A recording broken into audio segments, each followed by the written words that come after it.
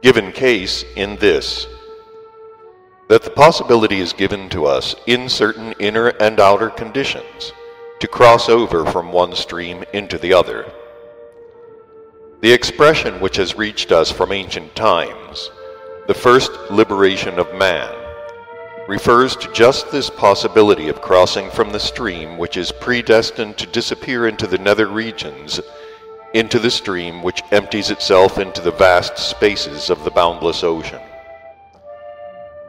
To cross into the other stream is not so easy, merely to wish and you cross.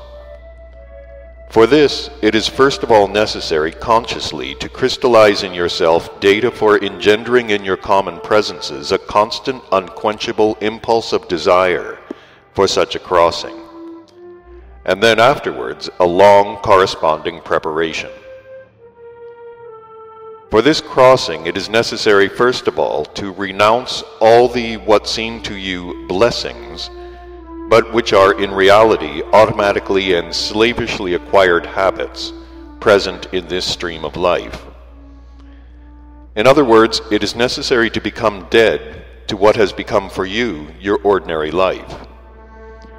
It is just this death that is spoken of in all religions.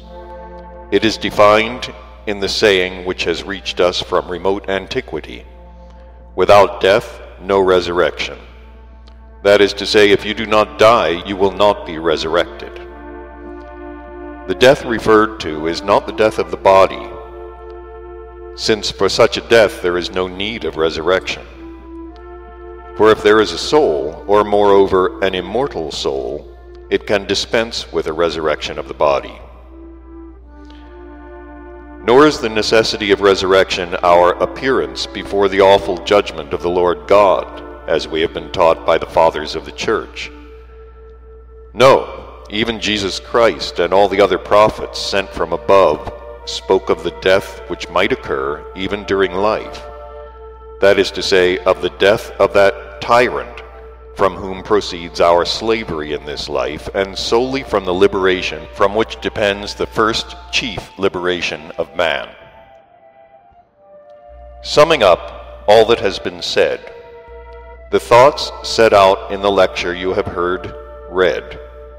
as well as what I have added today, that is about the two categories of contemporary people who in respect of inner content have nothing in common, and about that grievous fact which has been made clear to a certain degree thanks to the addition I have made, namely, that in the common presences of people in recent times, thanks to progressively deteriorating conditions of ordinary life established by us,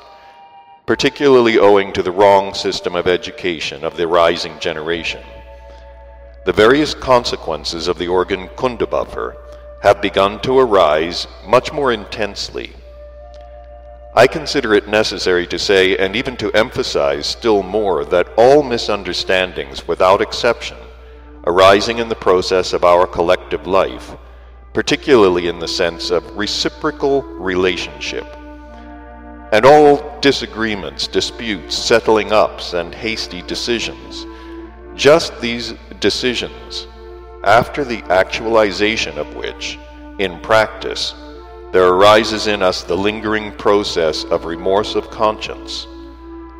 and even such great events as wars, civil wars, and other similar misfortunes of a general character proceed simply on account of a property in the common presences of ordinary people who have never specially worked on themselves, which property I, this time, would call the reflecting of reality in one's attention upside down. Every man, if he can even a little seriously think, so to say, without being identified with his passions, must agree with this, if he takes into account merely one single fact often repeated in the process of our inner life, namely, that all our experiencings, which at first, just at the moment they are still proceeding in us, seem to be stark terrors, appear, after the lapse of only an insignificant time, and when these experiencings have been replaced by others, and are recalled by chance, and when according to our logical reasoning we are already in another mood, not worth, as is said, a brass farthing. In the average man, the results of this mentation and feelings often lead to this, that, as it might be expressed, a fly becomes an elephant, and an elephant a fly. The manifestations in the common presences of said people of this maleficent property is particularly intensely actualized during such events as wars, revolutions, civil wars, and so on. Just during these events, the state, even constated by them, is particularly sharply manifested, under the action of which they all, with few exceptions, fall, and which they call mass psychosis. The essence of this state consists in this, that average people, receiving in their already feeble mentation, which at such times becomes still more feeble, shocks from the maleficent stories of some or another lunatic, and becoming in the full sense of the word victims of these malicious stories, manifest themselves completely automatically.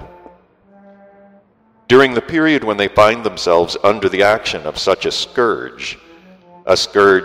which has already become for contemporary ordinary people their inalienable inherency, there already entirely ceases to exist in their common presences that sacred what is called conscience, the data for the possibility of the acquisition of which great nature endowed them with, as godlike beings, in differentiation from mere animals.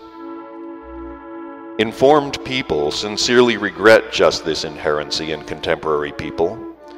because according to historical data, and also to experimental elucidations of numerous genuine learned beings of past epochs, great nature has already long ceased to have need for such a phenomenon as mass psychosis for her equilibrium. Rather the contrary, such a periodically arising inherency in people compels her always to new adaptations, as for instance increasing the birth rate, changing what is called tempo of the general psyche, and so on and so forth. After all I have said,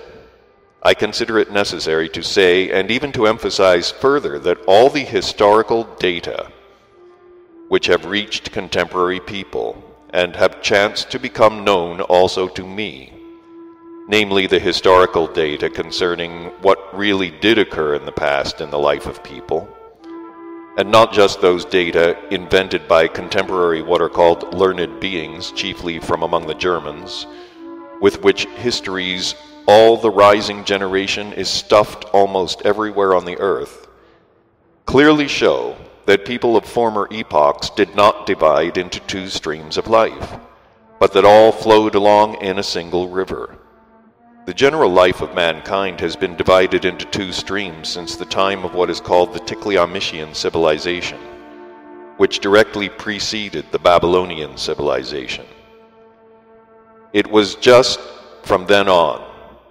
that there gradually began to be, and ultimately was finally established, that organization of the life of mankind which, as every sane thinking man ought to constate, can now flow more or less tolerably only if people are divided into masters and slaves. Although to be either masters or slaves in a collective existence among children like ourselves of the common Father is unworthy of man, yet,